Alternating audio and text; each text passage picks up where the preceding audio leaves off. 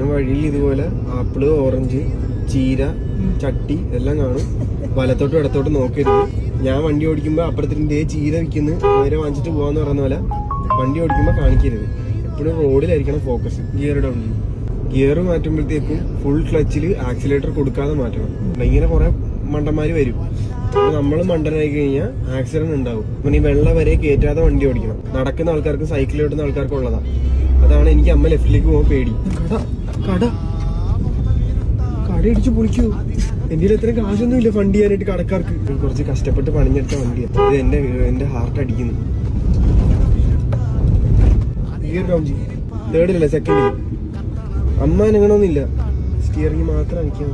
അങ്ങനെ റൈറ്റ് എടുക്കുമ്പോഴത്തേക്ക് ആ മിററിൽ കൂടെ ബാക്കിൽ വണ്ടി വരുന്നുണ്ടോന്ന് കൂടെ നോക്കാം. പറയാൻ പറ്റത്തില്ല, ചിലപ്പോൾ ഇങ്ങനെയൊക്കെ തൊഴുതു കളയും. അമ്മക്ക് ഇടത്തെ സൈഡിലോട്ടൊരു ചായ ഉണ്ട്. മുഖത്തെ കോൺഫിഡൻസ് കൊണ്ട് എന്നെയാണ് വണ്ടി ഓടിക്കാൻ പഠിപ്പിക്കുന്നതെന്ന് തോന്നുന്നു. എങ്ങനെയുണ്ടായിരുന്നു എന്റെ ഡ്രൈവിംഗ് സ്കൂള്? അടിപൊളി.